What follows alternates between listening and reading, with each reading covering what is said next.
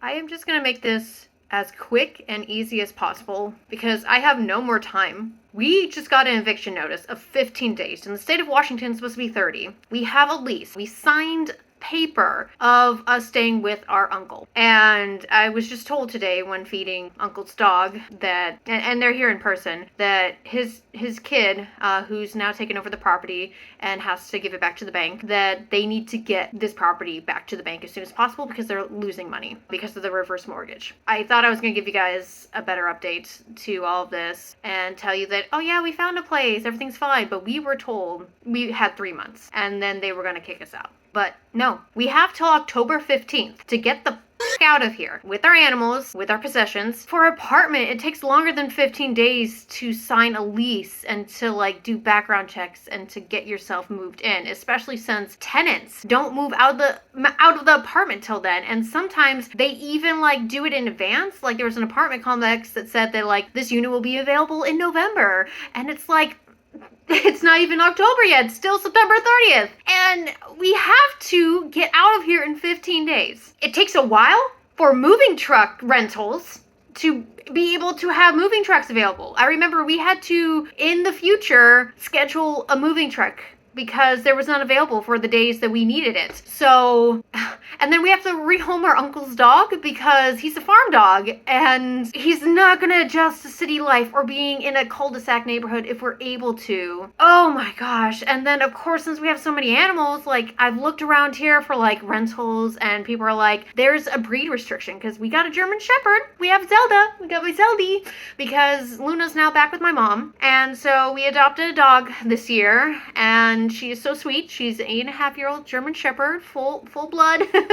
I did the DNA test and everything, and we're taking her. We're freaking taking her. But my rescue, thankfully, we only have 4 animals left at the rescue. All of them have been since adopted, which is great. So those are going to Lala's Playhouse and Rescue. Please check her out. She's fantastic, and we've been partnering with her for a very long time. She's taken my animals. That has put us in a bad situation where it's just like, for rentals, go back on that. There's even rentals that are saying, you know, you have to have a max of this many animals, which I get, or no animals, which fuck you, or, you know, case by case. But at the same time, oh, and there was one or a couple of rentals, house rentals, they were like only small dogs. And when I lived in apartments that only allowed small dogs, they had a small dog of 25 pounds and under. Zelda is bigger than 25, but she is so sweet. She does not act like a German Shepherd, and at the same time she does. Yeah. She's a little ditz, and I love her. Oh my gosh. And then we have our cats. We have our foster fails, Linus and Lucy, still here because everybody wanted to inquire for Linus and separate him from his sister. So we just decided to keep him, and we love him. We got Moxie, which is right back there, sleeping inside of there. We got Bo, Babs, Casper, Finn, Ollie, the first foster fail because he was medical. At that time, he wasn't that medical. He was more behavioral, but then we found out he's an IBD boy and he's on IBD medication, or not medication, but food that has helped him. So he belonged with us. He is our boy. And then we got Minty still. And yeah, that's about it. Where am I gonna go? I don't know. And it's really great that you guys really want to help. And I think I'm at that point of desperation that I would be open to help. I would be open to help. I know a lot of people are like, you know, you heard how I did want to open a GoFundMe. I don't want to collect money. But at this time, it's like, what am I going to do? We were just starting to save up money. We were just starting to look around. We don't qualify for a Fannie Mae, like I said, because unfortunately we took out car loans. I got into a car accident this year, had to buy a car because at that time we had no car available. We worked very far away and lived very far away from where we worked in the middle of nowhere, and this area is car dependent, so we needed a car. At the same time, we already ordered a car months in advance for my partner, and it wasn't gonna get here, and rental cars were just so much money because of the, oh my god. Just no. I had to call in work today and tell them that I couldn't come in and explain the situation. And thankfully my work is so understanding that I have 15 days to pack more, even though it's already pretty much packed. Like, I've been packing. My partner's just been trying to, because it's only been a fucking month since we lost our uncle. And like, even though the daughter of our uncle was all like, we're not trying to be a bully or be mean about the situation, but literally we're losing money and this got dropped on us. And this is my dad. I was his little girl for 40 years and stuff. And it's just, but we were family too. We literally took care of him. Like, we weren't caretakers, but like he basically adopted us into his family. Well, at least me, because he's not my technical uncle. He's my partner's uncle, but we still call him uncle because I've known him for over a decade. Yeah, it's just 15 days. Because they're going to have an open auction here. They're going to bring people on the property because unfortunately this property, he was an auto body repair shop. So he has a ton of cars on the property, a ton of like stuff, and it's a big property, 14 beautiful acres underneath power lines. We didn't think this was going to happen. And I guess I'll talk about this now because, I just can't. But our uncle did not die of natural causes. I guess that's all I want to say right now. I guess that's what I'm saying. Like, we just lost it. We can't grieve. When the fuck is the memorial? We're apparently maybe not even invited because all they seem to care about right now is just trying to give the fucking property back to the bank. We were wondering when the memorial was going to be, and all it just seems to be is just money. Why is this all just money and time and trying to... Okay. The pandemic really messed everything up. Our whole plan was to be with our uncle for 5 years and then move out and get a place. However, he didn't want, like, when we would go over the plan again with him, every year, he would also say, well, if after 5 years you still want to stick around, you can. And that's great, that was great when he was still here. And we can't properly grieve either. I have a little memorial that I made right next to my dad's memorial out in the hall for him. And that's how I can remember him. I have to put my rescue on hiatus. I have to stop, like, my life so I could just move. But then it takes so long to move. 15 days is nothing. And them saying they're not trying to be mean or anything, but it's just, we do have a lease. I will look it up. They might not recognize it as the official lease, and they might say, well, you don't have 3 days. You actually do still have 15 days because we want to get you out. Because they're trying to get this property out. Like, I understand. I absolutely understand what they're trying to do, because if I was the daughter and I noticed that, like, oh my gosh, like, each day we're losing money because the bank needs that money and is asking for the money. If you don't have that money, it's, oh my God. But at the same time, it's like, don't you just kind of feel for the people that are being displaced, unless they never liked us, which that's also a possibility. I know that talking to my uncle, he had kind of like an not estranged, I will use that word. Well, maybe it's an appropriate word, but anyways, his relationship to his daughter wasn't that great. I heard recently that he's kind of mended that, but from my understanding, like, they were upset with him and they didn't like his choices that he was making and things like that. And you could just say that, like, the whole family situation was messy. But his son is taking it really hard. And I feel for his son because his son was very nice. He would come out here, work on, the car with his dad. And I remember him being out here with trying to give him a new speaker system in his really old truck. I finally found family that seemed to have cared about me, and I cared about them. I didn't like that our uncle was doing things that my dad would do with alcohol, which, I have a really hard time kind of dealing with alcoholism because basically it destroyed my dad's life. But at least with our uncle, he escaped that, which was great. You can't escape everything that plagues you, unfortunately.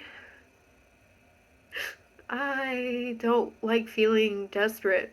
This is terrible. This is a terrible feeling. I just want to let people know what's happening. My partner's really distraught. Like, he's been having episodes just like me, but him more recently than I am, where we're just going up and down, like, trying to process the death of our uncle. And I just don't know what to do. Work is very nice. They let me have my days off that I need so I can pack like I've already packed. But I guess right now, if anyone wants to help, Like, I don't like doing, like, the whole reason why I've been making more YouTube videos is because I want to give you guys content. I want to give you guys stuff. But at the same time, it's like, I don't want to ask for money because I'm taking it from you guys rather than taking it from, like, an ad revenue. I decided to open up the thanks, YouTube thanks, or super thanks, or whatever it's called. We have 15 days, and I think the YouTube thanks doesn't go directly to your bank account.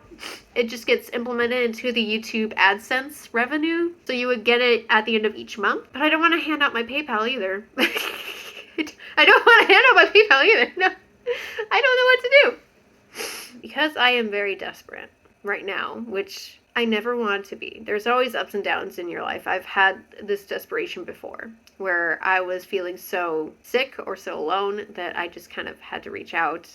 And then I got better. But in this case, it's just something that is unavoidable and predictable. Didn't think I would find myself in. What I'm gonna do, even though I said that I didn't want to take money from you guys, because I still don't. Although there's so many people out there that was very supportive of what was happening and were like, hey, it's okay to be asking for help. But this is also going to turn off people too. When I made that We're Being Displaced video, the amount of people that just decided to just drop out was incredible. And every time I make a personal vlog, it's always people just being, like, dropping out because they prefer happy Munchie and they don't like depressing stuff, and I get it. But I have decided that I will accept when people want to be charitable if they truly believe in a good cause for it. Just like when people were donating to Twitch streamers, or when I was on Twitch, they donated because basically it's like tipping. And also they wanted to support someone that they enjoyed watching and enjoyed being a part of their life and to help them. And with money, it's always kind of a shameful thing, but it can also be a very beautiful thing too, because it helps out, like for rescues in particular, like you help them out to save an animal and to save a life and all that. So what I'm gonna do, because I did open up YouTube Thanks, I think that's what it's called, where like if you wanted to, you could donate on the, I think it's either in, like if you go to videos, I think maybe the thanks button would already be there. I opened it up, I turned it on. It might also be on the profile page, but I think with that, it goes towards the revenue you earn each month from Google AdSense. So it's not going to be like instant with us. You know, this is not for the rescue. Although at this point in time, it's like, what was the money going to be used for? Gas? Yeah, definitely. Because we live out very far away. So we're going to need gas. Maybe it'll help out with the moving truck. Maybe it'll help out with like first month's deposit. Because we haven't saved much at all. We thought we had more time. I mean, what I've been doing is looking at ways we can rent, although we haven't been successful, and packing a bunch. I guess I can show you what I've been doing. I mean, this room is pretty plain. Yeah, basic. Oh, well, there's that over there. That's just a big pile, and then, you know, bed. Nothing on the walls anymore. Hey, Saldy! Oh, you want to see my memorial? There's my memorial right there. Of my dad and my uncle.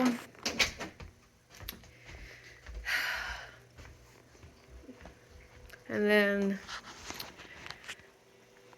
this is a pile of packed stuff already. Woo! And then I am also trying to get rid of enclosures, but I just don't have enough time to sell them now. Some of these enclosures I have bought with my own money, so I was gonna just put it back. And then there's some that were donated to the rescue where I was going to remake the lids because a lot of them are really bad, and then just go ahead and sell them, and that money would go towards the actual rescue because it is rescue donated items. So I'm trying to separate the two, but now it's just, I'm gonna have to give away a lot of this for free because nobody's gonna take them, you know?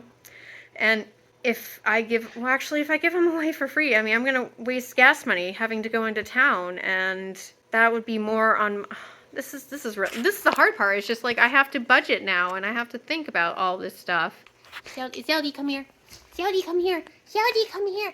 Come here, girl. Hey, girl. Hi, girl. Look at the camera. You don't want to look at the camera? You don't want to look at the camera? Hi. This is Zelda. That's my girl. She loves mommy more than she loves daddy. Right? Yes. Oh, yes. Yes. Hi, Babs. Yeah. Good girl.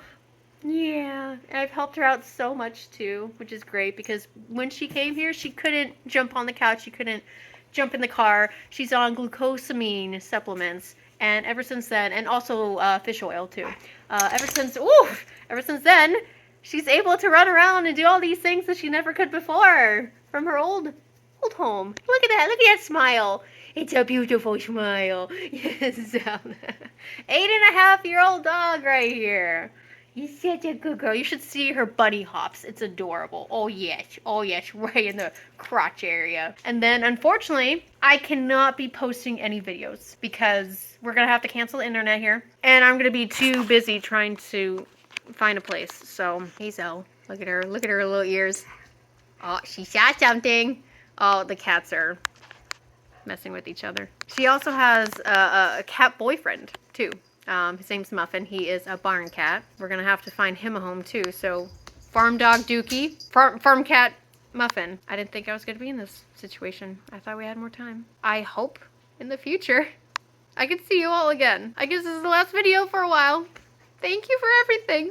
I'm just going to add this in now that I think about it. Now that I've talked to people that were on the property and everything like this. They were actually really mean to us when giving us, like, these barking demands. Like, I didn't realize that before they came to me, they went to another person on the property and basically was absolutely rude to them. And then I just realized, you know, I was trying to be respectful towards his daughter, but, like, they did not have a good relationship. We were always there for them. Their daughter was not. And then just having them be so rude to us, like, I guess I was just so shocked at that time, not realizing that they were being absolutely rude to us. But they are. Our uncle would never have let them talk to us like that if he was still alive. He treated each and every one of us with kindness and respect. And what we just got was harsh, cruel, and not comforting at all. It's just not like a, hey, we're so sorry about your situation. It's literally them defending themselves, saying, hey, we now have to take on this really big debt, and it's such an inconvenience to us, and also you guys are an inconvenience. Like, hearing that, so by the way, you guys, we had to rehome his farm animals, and it's always been kind of up and down with him because he would be able to take care of them, get medical issues, and not be able to take care of them, so we stepped in. But we had to rehome his animals, and one of the members on the property rehomed them and worked alongside his daughter. And his daughter never once said thank you. And apparently when we went to rehome one of our horses, Kippy, love Kip. I'm so glad Kip's now in a happy place. But when we went to rehome Kip, she told the people, thank you so much for taking care of Kip. Even though she has not been on the property, she did not take care of Kip. She did not come out when her dad was, you know, when her dad was sick in the hospital or having triple bypass surgery. It's just, she never once came out to take care of the animals. We all did. We all helped out, got medication, took him to the hospital, did all these things. And yet she had the audacity to tell these rescue people that took Kip that everyone on this property neglected Kippy, and that we could have brushed out her burrs from her hair. I mean, this property is 14 fucking acres, and she goes up a hill, disappears, and then comes back down with plenty more burrs in her mane, and it's just, she doesn't like specifically a specific part of her hair being touched. Is this gonna turn into a horror movie? Is his mouth just gonna open huge? Kip, what are you doing over there? I've had to help take care of that horse. I have brushed. I have, like, you know, done the hooves and everything. I learned by literally having a horse here, and I did so much for that horse that, like, I never learned from anybody else. I just did it. I learned from YouTube videos. All right? And I took care of that horse. And to hear from another member here that she overheard his daughter say that we all neglected her. That was not our responsibility, but we helped out our uncle and his situation with his horse when he was medically not okay. And having her say that, that was cruel. That was a cruel thing to do, especially since the last memory I had with Uncle was when I was helping him, when he needed help, when he needed his medicine to be filed and marked down as PM or AM and to be separated into little cups. I helped him, all right? I was there for him. And to hear them be so cruel and mean about this whole thing, I cared more about him than they probably ever fucking did. Like, yes, in the beginning you were daddy's little fucking girl, but from my understanding of talking to my uncle about their relationship, it wasn't always good. And she felt the same way. And then all of a sudden now it's all like, oh no, I am daddy's girl. This has always been about me and my family. It's just... 15 days doesn't give us enough time. Washington State, for people living there, is 30 days. I hate this so much. I didn't like the way they talked to me. My partner's really upset. And he even said they did it on a day that they knew I was going to be at work. All right, they came, they riled me up, they made me, like, they literally cornered me when I was trying to feed our uncle's dog. And I'm sorry if I keep saying our uncle's dog or uncle, it's just, it's hard to let go. Because I don't recognize that my uncle is fully gone, like, it's not my dog. This has literally just been killing me inside. I have tried to work around this trauma. We discovered the body. We literally are traumatized right now. It's been a month since he passed. And now we're just being thrown into the slaughter. I didn't think people would be this cruel. Yes, I understand that every day you own the property, you're gonna have to owe the bank something, but just like, work with us. They always resented us because we were the closest thing towards our uncle versus them. And I wanted to let you guys know, as well as me in the future know, this is how I felt during this moment of fucking sadness, desperation, and just possibly the end of my YouTube career. Who knows? But I do have an update. Our aunt thought that this whole situation was so bullshit that she decided to step in and potentially let us rent her house that she's trying to sell for at least a little bit until we're stable enough to find a new place.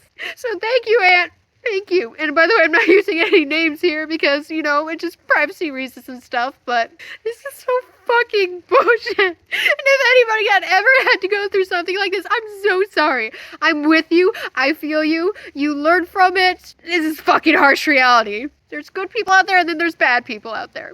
And the good people that are out there are usually the ones that suffer the most. Like our uncle. He took us all in. He wanted to help us because he knew us as a generation was struggling. We weren't able to secure much equity. You know, our jobs are not paying as much as it should be. You know, like back then it was a lot easier for them to get property and to make a decent living and to retire. He was a kind man. He had his problems and faults, everyone does, but he was a kind man. Pray that he's at peace.